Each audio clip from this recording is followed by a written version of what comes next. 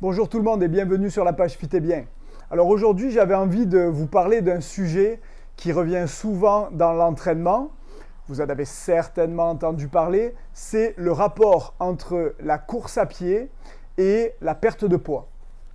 On en entend beaucoup parler. Pourquoi? En fait, les entraîneurs souvent vont dire que courir n'est pas la meilleure façon pour perdre du poids, pour perdre surtout du gras. Alors, je partage un peu cette opinion. Je partage bien cette opinion même, mais il faut remettre les choses dans le contexte. Premièrement, une personne qui est sédentaire, qui va adapter son alimentation et qui va commencer tranquillement à courir, c'est sûr qu'elle va perdre du poids. Est-ce que c'est optimal pour garder notre masse musculaire et surtout perdre du gras? Pas vraiment. On peut faire mieux que ça, c'est vrai, mais c'est déjà mieux que rien. Mais quand on parle de ça, pour moi, en fait, on se trompe de sujet.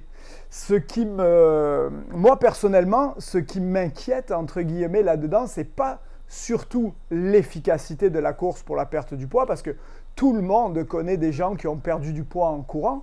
C'est surtout pourquoi faire courir une personne qui est en surpoids. Là aussi, ça dépend du surpoids, mais une personne qui est très en surpoids, généralement, si elle veut perdre du poids, c'est parce qu'elle est trop lourde. Donc, si elle est trop lourde, son poids va être supporté par ses articulations, surtout les articulations, les hanches, les genoux, les chevilles. Donc, quelle serait la logique de la faire sortir alors qu'elle débute ou qu'elle reprend l'entraînement? Quelle serait la logique de la faire sortir pour faire un effort continu de course à pied et multiplier les impacts sur ses articulations, alors qu'on sait très bien qu'elle risque de se blesser et d'appeler dans 3-4 jours en disant hey, « j'ai commencé à courir, mais là, je développe des douleurs dans mes genoux. » 3-4 jours, j'exagère, peut-être 3-4 semaines. Je développe des douleurs dans mes genoux, est-ce que c'est normal? Et non, c'est pas normal.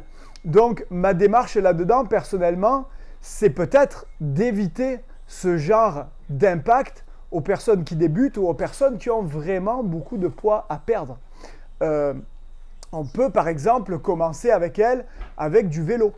On peut commencer avec ces personnes avec de l'elliptique. Dans un premier temps, c'est toujours pareil.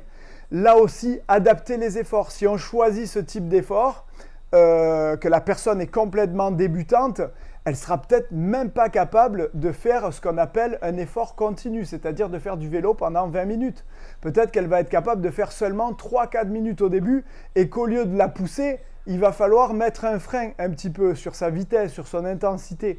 Il va peut-être falloir aussi, on parle souvent d'entraînement intermittent, il va peut-être falloir faire un intermittent de débutant.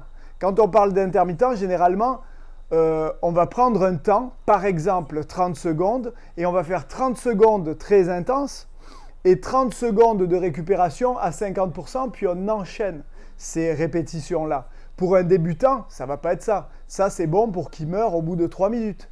Pour un débutant, ce qu'on va faire, c'est qu'on va faire peut-être une phase un peu plus intense sur 30 secondes, voire même moins que ça, suivi d'une phase peut-être d'1 minute 30 de récupération, voire plus. Moi, j'ai déjà fait plus que ça, où on est même en dessous de 50%.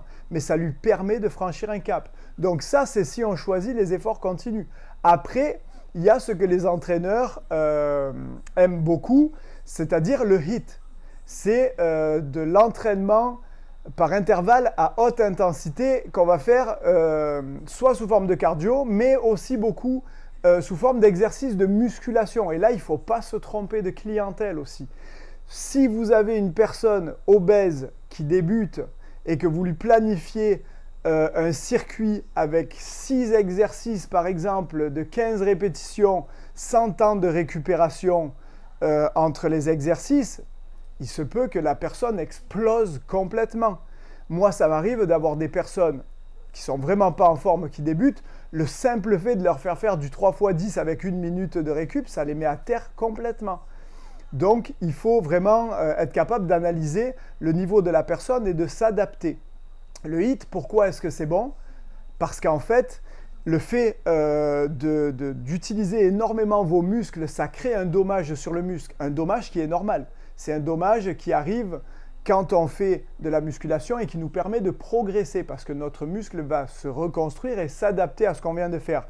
Donc, le fait de créer ce dommage-là sur les muscles, ça fait que en récupérant, vos muscles vont avoir besoin de plus d'énergie, on va brûler plus de gras. C'est une bonne méthode aussi, comme je dis, si on l'adapte. Moi, personnellement, je trouve que c'est un peu comme la course.